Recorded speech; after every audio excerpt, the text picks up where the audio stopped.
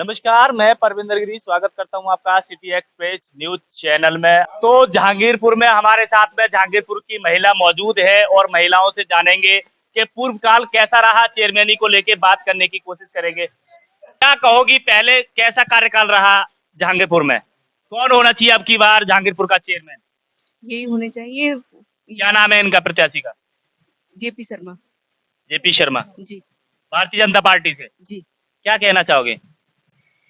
अच्छा काम किया है, अच्छे कैंडिडेट है, पूरा सहयोग किया है जहांगीरपुर में अच्छे विकास कार्य किए। अब की बार भी हम इन्हें चुनना चाहते हैं। तो और भी तो प्रत्याशी हैं, वो भी कहीं ना कहीं जनता को विश्वास दिला रहे हैं कि अगर हम जनता प्यार देती है हमें तो कहीं ना कहीं विकास देखने के लिए मिलेगा जहांगीरपुर में। और भी तो हैं। ये हमारे बुजुर्ग हैं और हमारे आदरणीय हैं।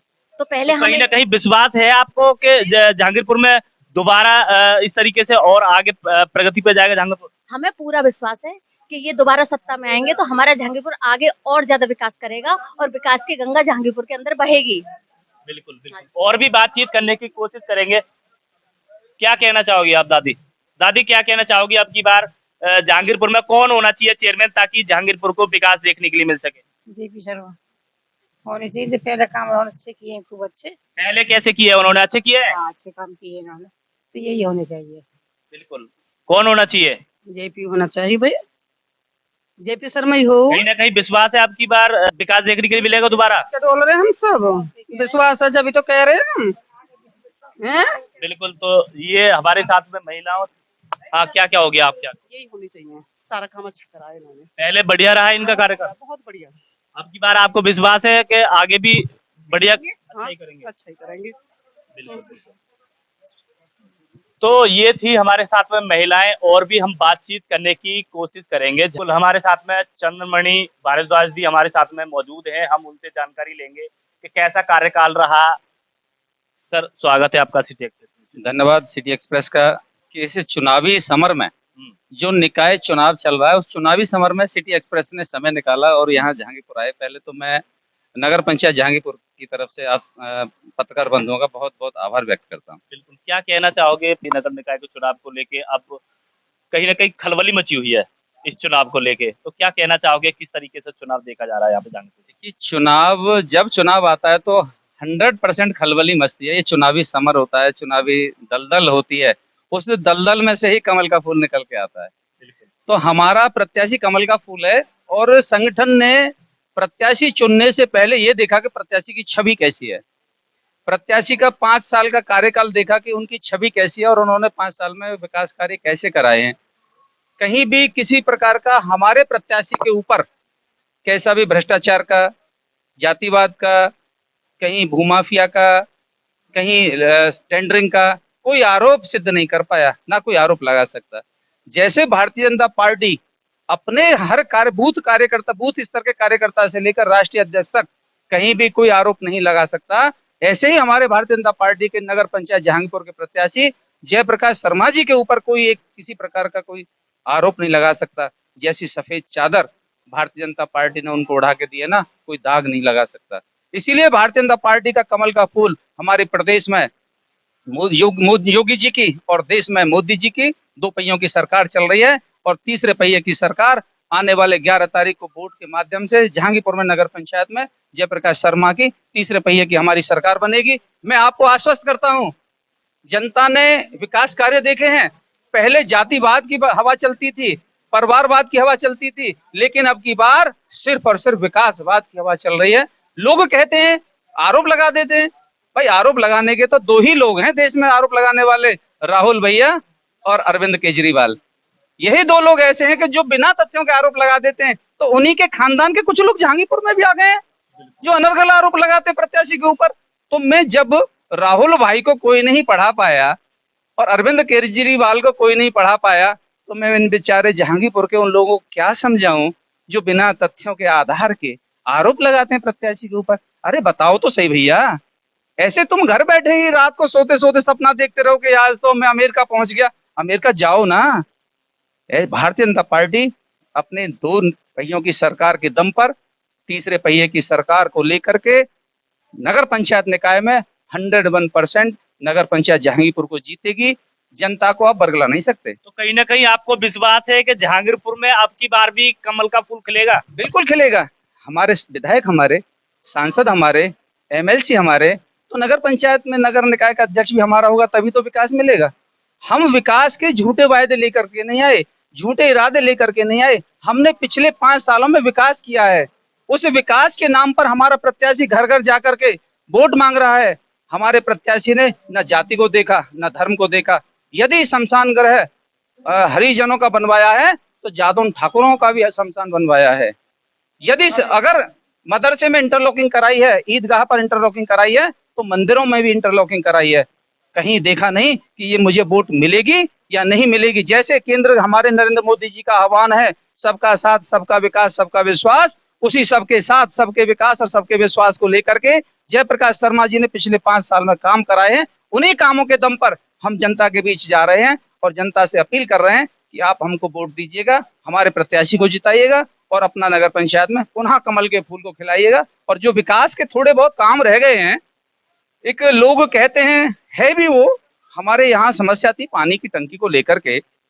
पानी की टंकी का पिछली बार जब इन्हीं के कार्यकाल में 2 बार उसका प्रस्ताव रखा गया, लेकिन जमीन चिन्हित नहीं हो पाई। इन्होंने फिर डीपीआर भेजा। डीपीआर भेजने के बाद में जगह को चिन्हित करा दिया। वो जगह अभी पिछले 3-4 महीने पहले जब बोर्ड की बैठक हुई थी, उस बोर्ड की बैठक में डीपीआर को पास कर दिया और जगह भी चिन्हित हो गई है। अब जैसे ही निकाय का चुनाव होगा, ये पहली बैठेंगे तो उसका 101% जो केंद्र की योजना है कि हर घर स्वच्छ जल पहुंचना चाहिए। एक सवाल और रहेगा आपका, स्टॉप देता हूँ। सबसे पहले ये सवाल रहेगा कि बड़ा सोशल मीडिया पे कुछ दिन पहले वायरल हुई थी वीडियो जहांगीरपुर से शौचालय को लेके कि कुछ शौचालय में ताला लगा हुआ है, जो सार्वजनिक शौचालय है वहाँ ताला लगा हुआ है, जिसका क्या कारण था?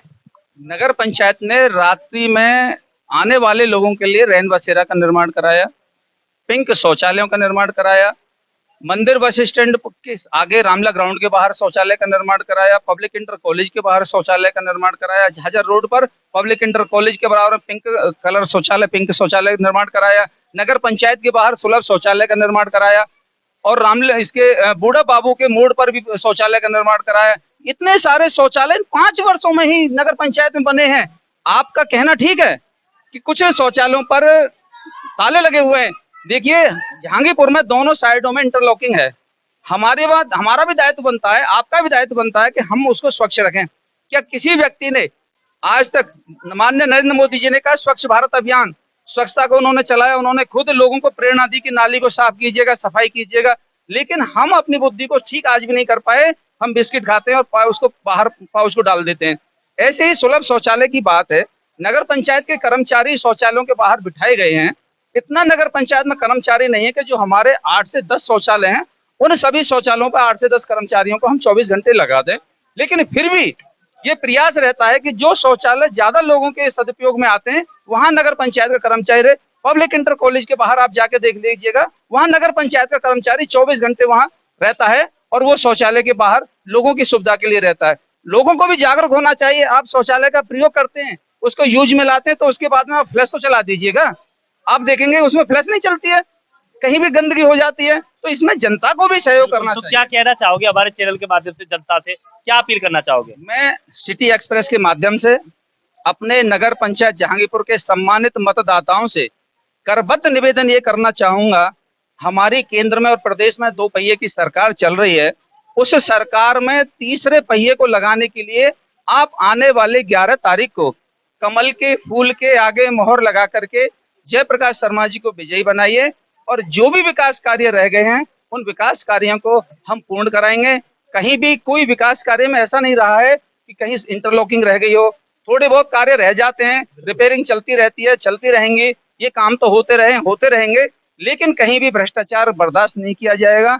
मैं सभी से पुनः आपके सिटी एक्सप्रेस के माध्यम से पुनः अपनी जनता से निवेदन करूंगा कि आप झूठे वायदे और झूठे इरादे वालों से सावधान हो जाइए। नेक व्यक्ति, शिक्षित व्यक्ति, जितने भी प्रत्याशी चुनाव लड़ रहे हैं, कोई प्रत्याशी बीए पास नहीं होगा और हमारे जयप्रकाश शर्मा जी एमए पास हैं। ये तो उनकी शिक्षा की बात है। हर व्यक्ति पर कहीं ना कहीं भ्रष्टाचार का आरोप होगा, लेकिन कोई एक व्यक्ति बता दे जयप्रकाश शर्मा पर कोई एफआईआर आज तक भ्रष्टाचार की या कहीं जातिवाद की या कहीं कोई झगड़े की हुई हो, एक व्यक्ति बता दे। और पूरी नगर पंचायत का एक व्यक्ति खड़ा होकर के बता दे कि 5 साल में इस व्यक्ति ने कहीं भ्रष्टाचार किया है, तो मैं उनकी साफ छवि, बेबाक टिप्पणी, शालीनता के आधार पर पुनः सभी से निवेदन करूंगा कि आप झूठे वायदे, झूठे इरादे वाले लोगों से, उन झूठे लोगों से सावधान हो जाएं और अपने जयप्रकाश शर्मा जी को कमल के फूल के आगे मोहर लगा करके भारी बहुमत से विजयी बनाएं। ये मेरी आपके माध्यम से अपील है। बिल्कुल बिल्कुल। तो ये थे चंद्रमणि भारद्वाज जी हमारे साथ में। कौन होना चाहिए अब की बार? जेपी शर्मा ही होंगे। जनता का ऐसा अनुमान है और मानना है कि जेपी शर्मा ही चेयरमैन बने। जो आज जो जहांगीरपुर में जो डंका बजा हुआ है सिर्फ जयप्रकाश शर्मा जी का बजा हुआ भारतीय जनता पार्टी से, आपको बता दें, और कहीं ना कहीं उनको विश्वास है जहांगीरपुर से हमें जनता का प्यार अवश्य मिलेगा, क्योंकि पूर्व काल में जो कार्यकाल रहा हमारा बहुत ही बढ़िया रहा। समीर खान के साथ परविंदर गिरी, जहांगीरपुर।